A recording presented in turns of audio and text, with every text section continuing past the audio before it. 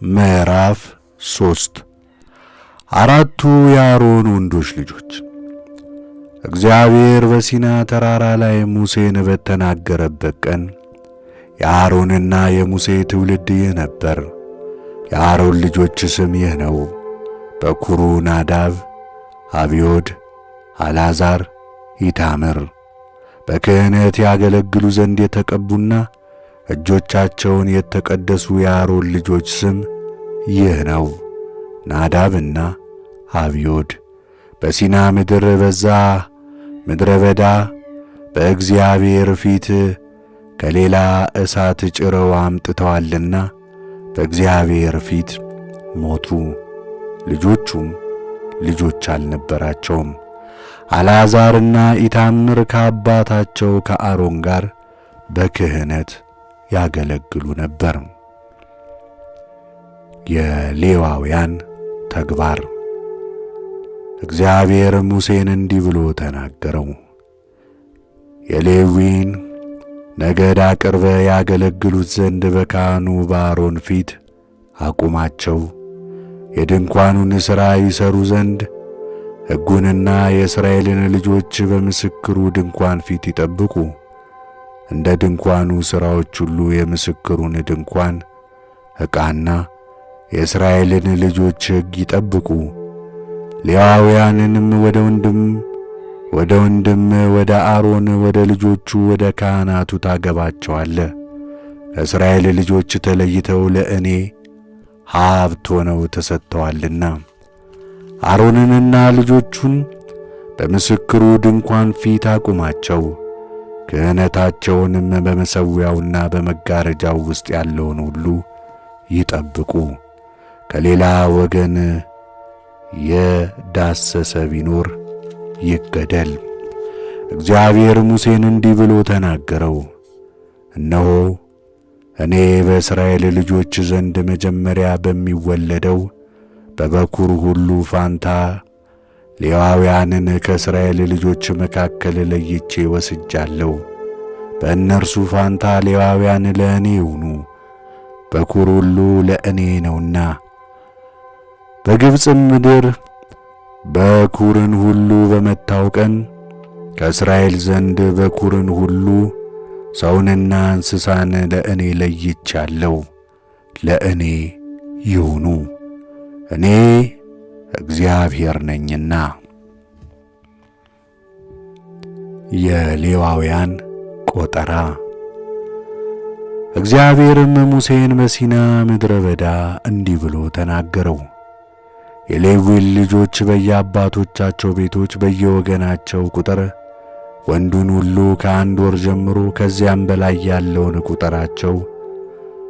ሙሴና አሮንም እንደ እግዚአብሔር ቃል እግዚአብሔር እንዳዘዛቸው ቆጠሯቸው። የሌዊ ልጆች በየስማቸው እነዚህ ናቸው: ጌድሶን፣ ቀዓት፣ ሜራሪ። የጌድሶንም ልጆች ስሞች በየወገናቸው እነዚህ ናቸው: ሎቤን፣ ሴሜ።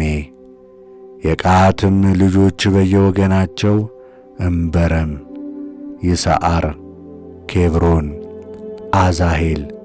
የሜራሪም ልጆች በየወገናቸው ሞሃሊ፣ ሙሲ።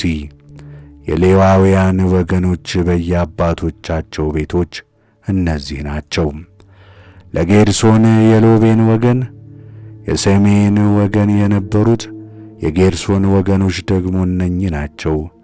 ከእነርሱም የተቈጠሩት የወንዶች ሁሉ ቁጥር ከ1 ወር ጀምሮ ከዚያም በላይ የተቈጠሩት 7,500 ነበሩ።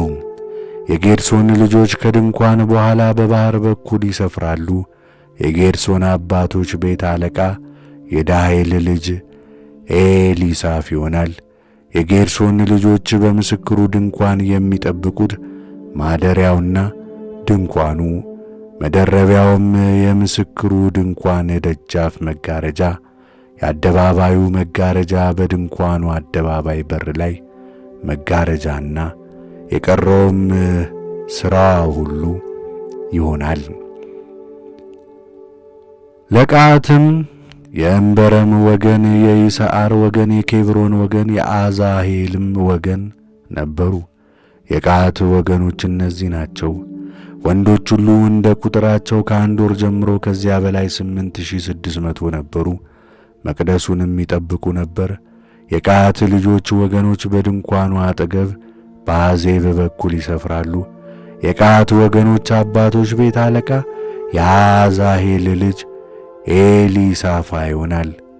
ታቦቱንም ገበታውንም መቅረዙንም መሠዊያውንም የሚያገለግሉበትንም የመቅደሱን ዕቃ መጋረጃውንም ማገልገያውንም ሁሉ ይጠብቃሉ። የሌዋውያንም አለቆች አለቃ የተቀደሱ ነገሮችን ይጠብቅ ዘንድ የተሾመው የካህኑ የአሮን ልጅ አልዓዛር ነው። ለሜራሪ የሙሃሊ ወገን የሙሲ ወገን ነበሩ። የሜራሪ ወገን እነዚህ ናቸው። ከእነርሱም ወንዶች ሁሉ እንደ ቁጥራቸው ከአንድ ወር ጀምሮ ከዚያም በላይ የተቆጠሩት 6050 ነበሩ። የሜራሪ ወገኖች አባቶች ቤት አለቃ የአቢኪያ ልጅ ሱራሄል ነበር። በድንኳኑ አጠገብ በሰሜን በኩል ይሰፍራል። የሜራሪም ልጆች የሚጠብቁት የድንኳኑ ምሰሶች፣ ኩላቦች፣ መወርወሪያዎችም፣ ተራዳዮችም፣ እግሮቹም፣ ዕቃውም ሁሉ፣ ማገልገያውም ሁሉ፣ በዙሪያውም የሚቆሙ የአደባባይ ምሰሶች፣ እግሮቹም፣ ካስማዎቹም፣ አውታሮቹም ይሆናሉ። በምሥራቅ በኩል በምስክሩ ድንኳን ፊት የሚሰፍሩት ሙሴና አሮን ልጆቹም ይሆናሉ። እንደ እስራኤል ልጆች ሕግም የመቅደሱን ሕግ ይጠብቃሉ። ከሌላ ወገን የዳሰሰ ቢኖር ይገደል።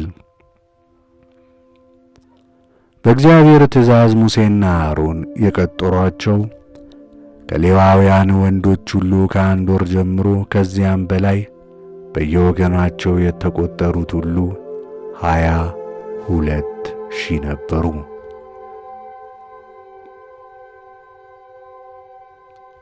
የሌዋውያን በእስራኤል የበኩር ልጆች መተካት። እግዚአብሔርም ሙሴን የእስራኤልን ልጆች ወንዱን በኩር ሁሉ ከአንድ ወር ጀምሮ ከዚያም በላይ ያሉትን ቁጥራቸውንም በየስማቸው ውሰድ። ሌዋውያንንም በእስራኤል ልጆች በኩር ሁሉ ፋንታ የሌዋውያንንም እንስሶች በእስራኤል ልጆች እንስሶች በኩር ሁሉ ፋንታ ለእኔ ለእግዚአብሔር አደርጋቸዋለሁ አለው።